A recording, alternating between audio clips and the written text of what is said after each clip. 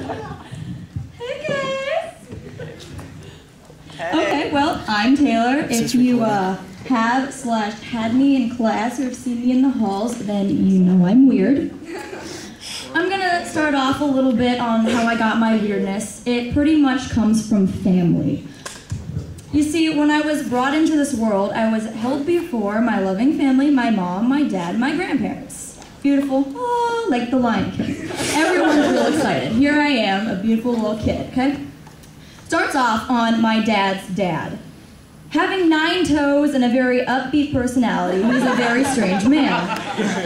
He likes to do this thing where he does weird things and then he will go and tell me about them. One time, he went to his buddy's house. They sat and talked for hours and then finally his friend is like, you know, John, I'm getting hungry. So he's like, you know what, me too, I could eat a sandwich. So they're like, okay. His buddy brings out this tray of bread, cheese, and bologna. Okay, cool. My grandpa's friend makes him the sandwich, and he just starts chowing down. And all of a sudden he goes, man, the sandwich tastes kind of funny, but I'm going to shut up just because I'm going to be nice, and I'm going to eat the sandwich. After about his first sandwich was gone, his buddy was like, man, I could eat another one. And my grandpa was like, you know what, me too. Sitting there, looks down, and realized he never peeled the wrapper off of his cheese.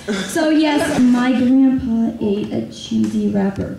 My second grandpa has just gotten over a slight heart attack. Sadness. Luckily, my grandma, my loving grandma, is there to help. One day, this is the scenario. Sitting on his little chair. Sir! Yes, Bob. Want some pudding, right? My grandma, loving, okay, Bob, I'll get you some pudding. Opens the fridge. Pudding, gravy.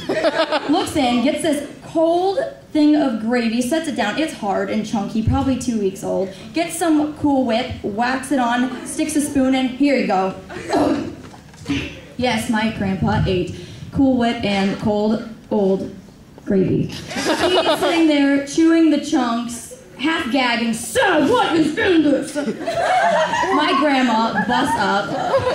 Sorry, it's the gravy. Yes, my poor grandpa.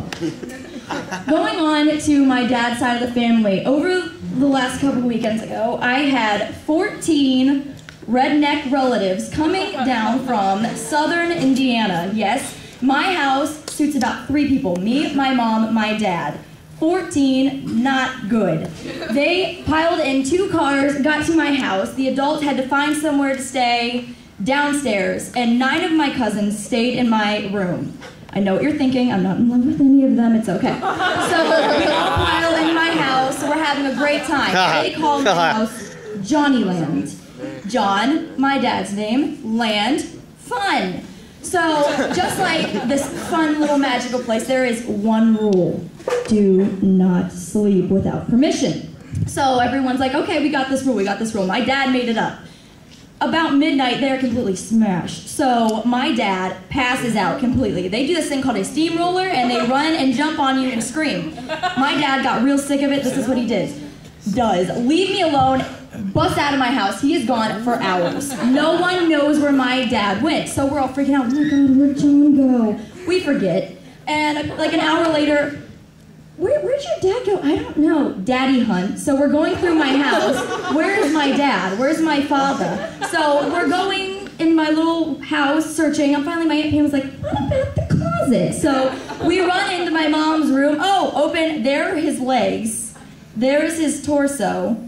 Yep, and that's my dad. He is sleeping in the closet, curled up in the fetal position. Have you ever seen The Ring? It's like the girl who is discovered in the closet. My dad is sleeping just like that. Right after that, it was a fun night and everyone was happy. Okay, now if I haven't convinced you that I'm weird yet, I have one last story to tell. When I was 11, 12-ish, I went to a bluegrass festival. And if you do not know what a bluegrass festival is, I will explain it. It is when a bunch of rednecks get together, play guitar for about a weekend straight. It's tiring. So me and my friend are like, okay, let's get away from them singing about eggnog. And we're going to go into this barn filled with kittens, right? Yes. So we go in and we're like, oh, kitties, and we're playing with them. Oh, yeah, you're cute, Philly. About 5 hours. And we're like, oh, okay, well, we're going to leave the kitties now. My mom's yelling, get in there. So we're like, oh. So I'm leaving the barn, and I'm like, okay. There's a pile of hay, and I'm like, hey. So I go over to it, and there's a little tail flicking, and I'm like, little kitten, I haven't seen you before. I go down, I pick it up. It was not a cat.